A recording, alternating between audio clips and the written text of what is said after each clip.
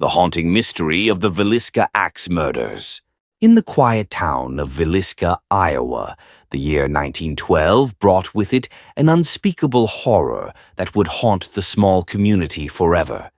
8 innocent lives were brutally taken in the dead of night, their murders shrouded in chilling mystery, unanswered questions, and a sinister air that lingers even today. It was a peaceful Sunday on June 9th, 1912. The Moore family had just attended a church service and returned home with their 2 young house guests, Lena and Ina Stillinger. Little did they know, this would be their final day alive. As the family slept, an unknown figure crept into their home. Armed with an axe, the intruder began a horrifying rampage, extinguishing 8 lives in the pitch-black silence of the night. The next morning, neighbors grew concerned when the Moores did not emerge. A friend entered the home only to stumble upon a grisly scene. Blood-soaked beds, shattered lives, and an axe discarded as the silent witness to the horror. The investigation unearthed chilling details. The killer had waited patiently in the attic before striking. Mirrors were covered, and a plate of untouched food was left on the table. Despite suspects and theories, no one was ever convicted. From a wandering preacher to a jealous rival, the suspects were many, but none fit the crime perfectly. Was it a crime of passion, or the work of a cold, calculating killer who vanished into the night? The answers remain elusive. Over a century later, the Villisca Axe murders remain an unsolved enigma. The house still stands, said to be haunted by the restless spirits of the victims, drawing curious visitors and paranormal investigators alike. 8 lives were lost in Villisca, their stories cut short by an unknown hand. The house stands as a grim reminder of a crime that remains unsolved, its silence screaming louder than any words ever could. Will the mystery of that fateful night ever be unraveled? The Haunting of Coldharbour Asylum. The story begins on a stormy October night when a renowned paranormal investigation team, the Spectral Seekers, ventures into Coldharbour Asylum, an abandoned institution shrouded in mystery. The asylum, perched on a desolate hill, has been abandoned for decades, but locals claim to hear screams and see shadowy figures from its broken windows. The tale focuses on the experiences of 3 investigators: Ryan, the skeptic, Ella, the empath, and Marcus, the tech expert. The atmosphere is palpable as they step into the asylum. Dust blankets every surface, and an eerie silence amplifies every creak and rustle. The air is heavy, almost suffocating, as if the building itself resents their presence. Ella feels it first, a chilling sensation that crawls up her spine. She whispers, her voice trembling, "They're watching us." Her words send a wave of unease through the group, but Ryan dismisses it as nerves. Using advanced ghost hunting equipment, Marcus detects unusual electromagnetic spikes in the east wing. They follow the readings to a decrepit room where Ella freezes. The room feels alive with a dark energy, and as the team looks around, they find old patient records scattered across the floor. One file catches their attention: a child named Lily, admitted for schizophrenia, but rumored to have spoken with the shadows. Suddenly, the air turns icy. Ella clutches her head, her eyes wide with terror. "She's here," she whispers. A child's voice echoes faintly, singing a haunting lullaby. The team tries to communicate using an EVP, electronic voice phenomena, device. Through static, they hear Lily's voice, trembling and faint. "They won't let me leave." The tension escalates as doors slam shut, and faint whispers fill the air. Ryan, the skeptic, finally begins to panic. Shadows flicker unnaturally along the walls, moving with a sentient intent.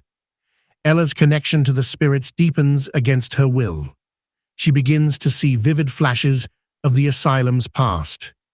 Cruel experiments, suffering, and despair. She realizes the spirits are not just lost, they're trapped by something darker. In a heart-stopping moment, Marcus's camera captures a shadowy figure, a tall skeletal entity with hollow eyes. The figure lunges, and the team scrambles to escape. As they flee, the asylum seems to shift and warp, its walls closing in. The climax comes when they reach the front door, only to find it locked by an unseen force. Ella, drawing on her empathy, pleads with Lily, promising to tell her story. A moment of silence follows, and then the door creaks open. The team escapes, shaken but alive. Days later, reviewing their footage, they discover a chilling detail. As they fled, the shadowy figure was always just behind them, its empty eyes fixed on their backs. The shadows of Blackwood Manor. On a cold, moonless night, a team of paranormal investigators entered Blackwood Manor, an abandoned mansion deep in the forest. Once a lavish home to the wealthy Blackwood family, it was now shrouded in mystery after the family vanished without a trace nearly a century ago. Local rumors spoke of flickering lights, disembodied voices, and shadowy figures lurking within. The team, consisting of Maya, the sensitive, Alex, the tech expert, and James, the skeptical leader, was determined to uncover the truth. Armed with cameras, EMF detectors, and recording devices, they stepped into the decaying mansion. The air inside was damp, heavy, and smelled of rot. Their footsteps echoed eerily, as if something or someone was following them. The investigation begins. The first hour was uneventful. They recorded creaking floorboards and faint whispers that could easily be dismissed as tricks of the wind. Then, Mia froze in the grand hall, her flashlight trembling. I feel something," she whispered, her voice barely audible. Her eyes locked on a shadow moving unnaturally along the ornate walls. Alex quickly scanned the area with his thermal camera, but there was nothing there. James dismissed it. "It's probably a draft or your imagination. Let's keep going." But Mia was certain. Her unease was palpable, and it began to seep into the others. The first encounter, in the dining room, the air suddenly turned icy. The team could see their breath fogging in the dim light. Alex's EMF detector spiked wildly as he whispered, "This is it. Something's here." The chandelier above them began to sway, and the faint sound of a piano playing echoed from the adjacent room. Trembling, they followed the sound to the music room, where an old, dust-covered grand piano sat in the corner. The piano keys moved on their own, playing a haunting melody. Then, they stopped abruptly.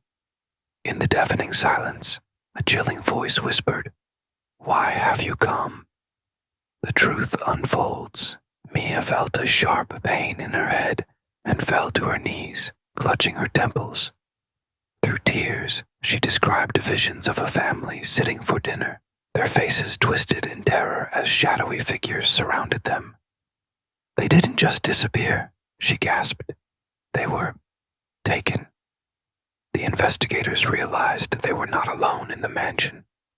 These shadows, entities born of hatred and despair, were the true occupants, escape or end. The team decided to leave, but the house had other plans. Doors slammed shut, and the once grand staircase crumbled, blocking their way. The shadows began to take form, tall, grotesque figures with hollow eyes. James, the skeptic, was now terrified. "We need to get out, now," he shouted. They ran towards the back exit, but the shadows followed, their whispers growing louder, more menacing. Just as they reached the door, Mia turned back. "Wait," They don't want us to leave. They want us to tell their story. Risking everything, Mia pleaded with the entities, promising to reveal the truth about the Blackwood family. The shadows paused, retreating slowly into the darkness. The door creaked open, and the team stumbled out into the night, gasping for air. The aftermath, days later, as they reviewed their footage, they discovered something chilling. In every frame, the shadowy figures were watching them.